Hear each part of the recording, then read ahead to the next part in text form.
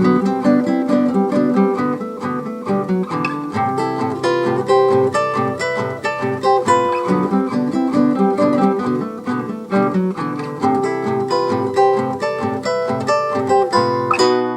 and welcome to Tsars and Commissars, From Rus to Modern Russia, the show that takes you through Russian history from the origins to the present.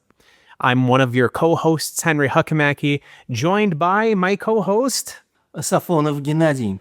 So, the two of us are both educators based in Russia, and as such we decided that it was an important thing for us to do to create a show that takes you through the history of Russia in the English language. We're going to discuss in this introductory episode to the show what the show will be, why we are making the show, and what the goals of the show will be, as well as what the next episode of our 25-part series on Russian history will be. But we're going to begin with a small biography of ourselves. So I will begin with myself. As I mentioned, my name is Henry Huckamacky. I'm an educator based in Russia and have been based in Russia for almost 4 years at this point. Listeners of the show may be familiar with my work that I do on my other podcast, Guerrilla History, which is a show on global proletarian history. Many of you likely are listeners of Guerrilla History and are coming to this show from that platform. I also am on the editorial board of Iskra Books and have been involved in the publication of numerous books through Iskra, which is a nonprofit volunteer-run publishing company. And I should mention all of our books are available for download for free from iskrabooks.org. A couple of the books that I've been involved in are Domenico Losurdo's Stalin, History and Critique of a Black Legend, which I was co-translator and editor of, as well as co-wrote the introduction. And more recently, I was the internal editor for the Communist Working Group's Unequal Exchange and the Prospects of Socialism, a republication of a classic 1985 book from that group in Denmark. And most recently, Communism, the Highest Stage of Ecology, which is freshly out and is an agroecological history of the Soviet Union and Cuba, and also takes a look at the philosophy of science. So that's more or less all that you need to know about me at this point. But Gennady, I'll turn it over to you. Can you tell the listeners a little bit about yourself? Okay, so my name is Gennady, and I've been working as a teacher for more than 20 years.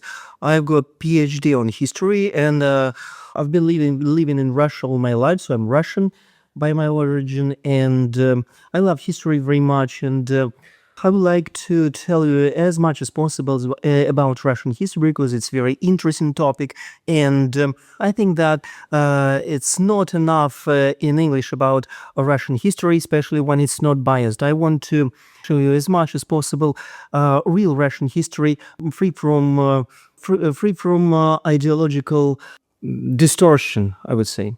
Okay. Yes, and that brings us to what this program is going to be and why we're doing this program. So Gennady and my desks are adjacent to one another. We share an office with one another. And as I mentioned, we're both educators. Gennady is an instructor of history and has, as he said, a PhD in history. And we've had conversations over time about how there is very little in terms of good resources available on Russian history in the English language.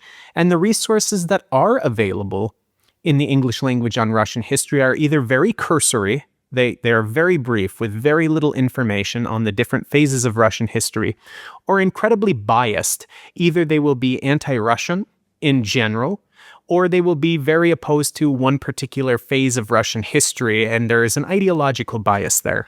So listeners who are coming to this show from Guerrilla History should probably note that this show will not be as ideologically oriented as my other program, but we're trying to give you a nuanced and balanced view of Russian history. And Gennady, we're taking them from the origins of Russia, from the very origins of Russia, all the way to the present day. Can you talk a little bit about why it's important that we take this broad view of history and give everybody the full scope of Russian history and not just focus on modern Russian history, which some of these other resources tend to do? Yes, but nonetheless, speaking about the broad picture of Russian history, we still are very focused on modern reality, and that's why this is the answer why we need to know more about Russia and why our listeners need to know more. Because you see, nowadays Russia is a very influential country, and it occupies a very vast area.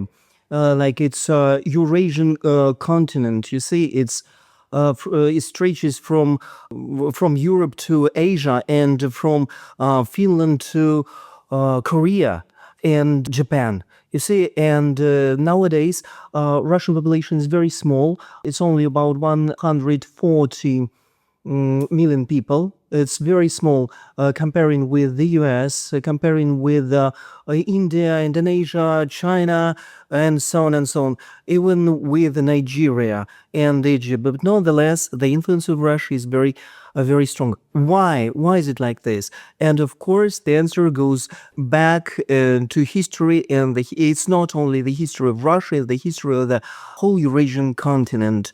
So that's what I want to tell. And speaking about the beginning of Russian history, I would say that we can start with the Stone Age. Absolutely. I like to take the longue durée view of history myself as well. This is very typical of the Annals school of history, as I'm sure you're familiar with, Gennady. And listeners of Guerrilla History are probably also familiar with the fact that we like to take a longue durée view of history. So, as Gennady mentioned, it's important that we consider that Russia is a very influential and important country globally today and has been for many decades at this point. But to understand how Russia, a country which is geographically very large, but as you mentioned, Gennady, not very huge in terms of population, is so influential on the global scale, it's really important for us to understand that comes through understanding that longue durée of history, how this came to be. And so we are going to be starting with the very origins of Russia, early Slavic tribes, the origins of Rus, and going all the way to the present. And hopefully through that understanding of the totality of Russian history and the ebbs and flows of Russian power globally, we'll then be able to understand where Russia stands today and how it came to this point. So, Gennady, without dwelling too long in this introductory episode, I think that we should spend a little bit of time letting the listeners know what our goals are in the creation of this series. Why are we creating this series? Why are we taking this longue durée view of Russian history, and who is our intended audience for this series? I know that for me, there's going to be many intended audiences, but I would love to hear your views in terms of what our goals are for this project. So my goal is to give as much information about Russia as possible in English, because you see, once I decided to collect information in English, like textbooks, students' books in English devoted to Russian history, I found that it's really very extremely small amount of information we've got. Only just a very brief description, like from Rurik to Putin into pages, or it's focused on some specific events or periods of Russian history. But it's not fair, actually, because as you see, Russia is a big and influential country, and there must be a lot of information about Russia. And so I think that people in the world need to know more about Russia, need to know more about not only Russia, but about these a big part of Earth, I would say, because we'll start our history, our description of history of Russia from the Stone Ages. I said that it was not Russia. It was just like some tribes of hunters and gatherers who hunted mammoths and so on and so on. So Russia was actually the birthplace of Indo-European language. People started domesticating horses in the territory which is modern Russia. It wasn't Russia at that moment, and so on and so on. So the history of Russia started even before Slavic tribes. Okay. It's very interesting. This is just as an aside that you mentioned the domestication of horses. There are many indigenous varieties of horses within Russia, including one within the republic that we're located in. So we haven't mentioned yet, we did say that we're educators within Russia, but we're located within the Republic of Tatarstan. And within the last few years, there has been efforts to reestablish a population of the indigenous Tatar horse population. So as you mentioned, there has been domestication of horses for millennia within the territory of Russia. Now, the modern Tatar horses are not exactly going to be the same because they're mostly basing it on phenotype and descriptions of Tatar horses from the past, because there really wasn't that great of a preservation of those stocks of indigenous Tatar horses. But it is very interesting that when you talk about the domestication of horses, and that's being something that took place within the territory of Russia originally, that it wasn't just a single event, but rather there are many populations that are present within the territory of the modern Russian Federation of different ethnic groups that have had their own indigenous attempts at domestication of horse populations. So that's also something that, again, when we're talking about such a vast geographic area, it's important that we remember that this isn't a homogeneous population. Russia is a country that consists of many, many different ethnic groups and national populations, national minority groups within it. And within this series, we're hoping to also inform you a bit about some of those other populations that are present within the modern Russian Federation and how those groups contributed to the creation of what Russia is today. So in terms of my goals, and of course, I will let you respond to anything that I say, Gennady.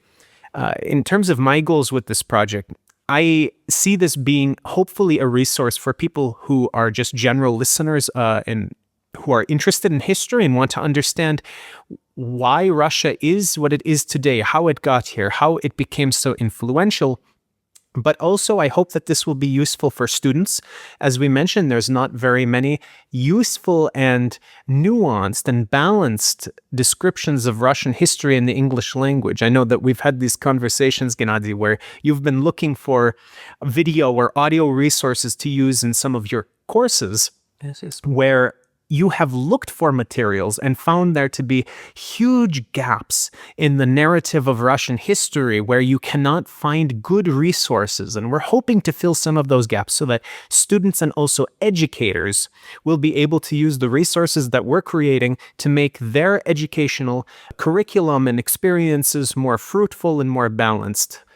Is there anything that you'd like to add on this? Maybe I would like to add something, because sometimes there can be very curious moments. Once I talked to a student from abroad, not from Russia, and he told me that he was very interested in visiting, and maybe he wanted even to go to live in Russia, and so on and so on. So I mentioned the ability to speak Russian, and he said, "What? Don't you speak English?" My answer is, "No, we speak Russian in Russia." And he started laughing. Ha, of course, they speak American in the US, they speak Canadian in Canada, they speak Australian in Australia. Yes, and they speak Russian in Russia. Ha. He did not believe me. So that means that it's a real lack of knowledge, I would say. So, and I want also listeners. I also want our listeners, to think of themselves, because some issues are controversial. They can be some different points of view, and so on and so on. So, and I strongly advise to think for yourself. From like my point of view, I want to give you as much information as possible, and then you need to think of yourself. You need to decide for yourself, and so on and so on. So I think that what I want to give is to give food for your brain to think of Russia. Absolutely. And in terms of other materials that we are giving to you, I should also make the announcement that this introductory episode is, of course, naturally going to be quite different than the subsequent episodes that we put, which are going to be the actual 25-part series of Russian history. We're not actually discussing history in this introduction. We are just telling you the goals of this series. But the plan is that within the subsequent 25 parts, those episodes will be between probably an hour to an hour and a half long each, because there is so much to say. And fortunately, Gennady and I both have gaps of time where we are not teaching at the same period of time. So we're able to record this during the workday. That is a useful thing for us. But I know that Gennady also wants to provide visual information that you can use. So my goal is that we will release this both as audio and video content. So we will definitely have a YouTube channel where we're putting these up. You're not going to see us, but rather Gennady has plans to create basically slideshows with supplemental information, maps, graphics, things that are associated with what we're talking about during the conversations, which will not be essential for you to understand the conversation. So if you are only listening to this, it should still make plenty of sense and you will still take a lot from it. But you also hopefully will be having some visual media as well in terms of maps, graphics, text information, basically whatever you put together, Gennady. I'm leaving that to you as the expert in Russian history to put together. But listeners, just be aware that if you are only listening to this as audio, we will also probably have a video component that has additional or supplemental information that will be playing at the same time that the audio is going. So that is my final announcement in terms of what this series is going to be. We have 25 parts of Russian history. The episodes are going to be much longer than this introductory one and are going to be very, very, hopefully dense with information, but not dense in terms of incomprehensible. We're hoping that this will be very understandable and something that can shed light on Russian history for all of you and provide a lot of materials for you. So Gennady, any final notes from you before we wrap up? Yes, of course, because I think that my also goal is to amuse you, because I think that history is very attractive in terms of, like, it's interesting. So I want to inspire you to get some more information about Russia. So in Russia, we usually say that Russia is a special type of civilization. So be interested in this type of civilization, find information yourself. So as for me, I'm not going to give you like ideological point of view. I want to give you information and I want you to think yourself what is right and what is wrong. Okay, so that's what I wanted to say. Absolutely. Now, in terms of getting in touch with us, I know, Gennady, you're probably not that much into social media, but I am on Twitter. So listeners can get in touch with me if they have any questions or would like to give any feedback for things that they hear on the show. You can find me on Twitter at Huck1995. That's HUCK1995. And as I mentioned, we will have this on our YouTube channel as well. You can leave comments in the YouTube videos, and periodically, in addition to the 25-part series, which is going to be just running through the history, we may have a couple of episodes where we take listener questions that are put into the comments. That might be an interesting way for us to clarify any points that are unclear to you or respond to any questions that you may have about things that we cover. But that, of course, will come later in the series as we are able to collect more questions from you. So we may have some listener question specials along the way. But on that note then, listeners, this has been the introductory episode of Tsars and Commissars, from Rus to Modern Russia. We hope that you'll join us again soon. Be sure to subscribe to the YouTube channel or listen to us wherever you find audio, and get in touch with us if you do have any additional questions as things go along.